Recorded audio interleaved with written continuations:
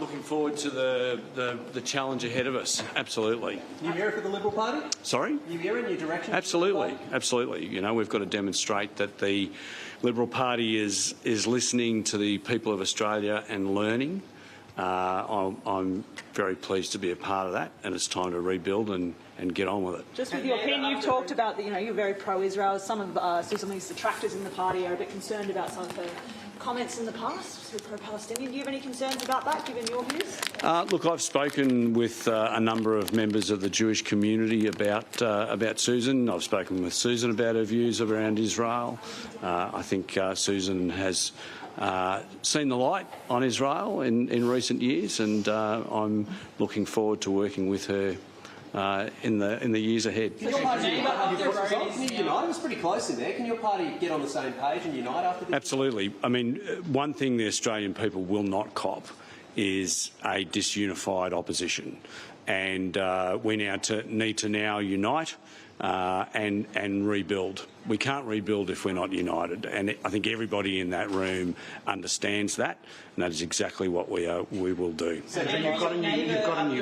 Is now the deputy. What message does that send to Queenslanders, particularly after the fortunes of your? So I'm going to get you started again, Nicole. Yes, you've got a new deputy in your neighbour up the road.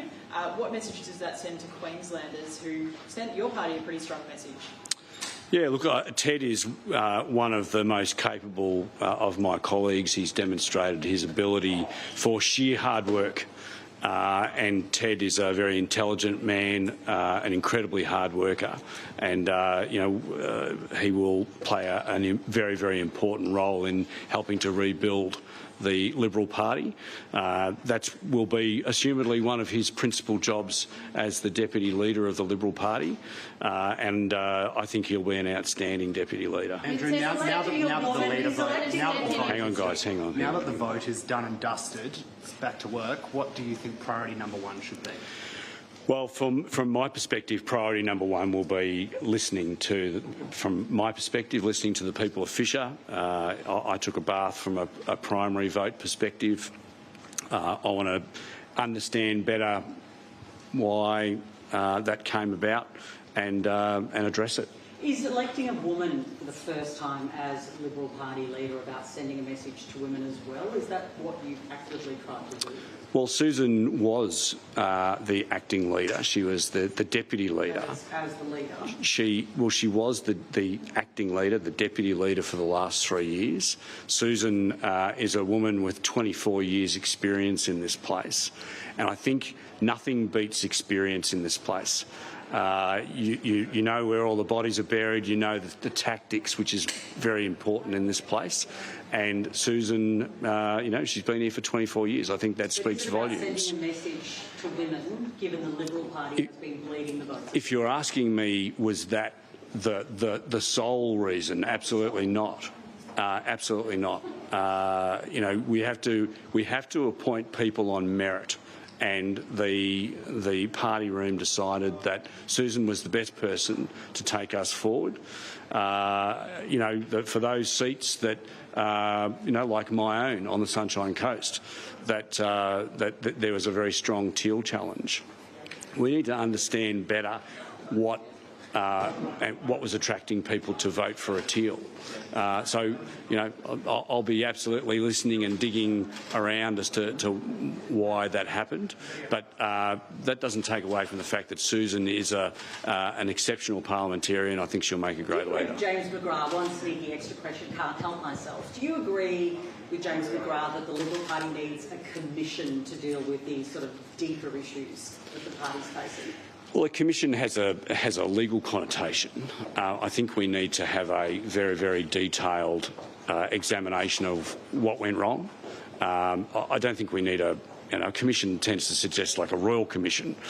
We're not going to get a royal commission into the failures of the last campaign, but we do absolutely need a very, very detailed examination of what went wrong and how do we fix it. With Ted O'Brien as deputy, you had a crack already, so last question. With Ted O'Brien as deputy, would you anticipate keeping the nuclear policy? Look, I think that we are going to need to assess all of the policies that we went to the last election with. That is a very, very important question that will ultimately be decided by the party room, it's just one of the many policies that we'll need to re-examine. Look, I'm on the record as having said that I support. Still support it? Well, don't put words in my mouth. What I'm saying is I've supported nuclear because I believe that to take to the next election 82% renewables is going to disenfranchise Australians. We've got to come up with, we've got to look at it. We've got to be able to provide base load, dispatchable, affordable power. And so what I'm saying to you, Nicole, is that all options should be on the table. I have supported nuclear in the past, but I do think that all options need to be on the table moving forward. Thank you, everybody. I'm going to head straight through here. Thank you. We welcome anybody to come into the party room. Thanks very much. Thank you. Andrew Wallace stopping for a decent chat there as the rest of them file through. Authorised by Andrew Wallace, LNP, Boccarina, Queensland.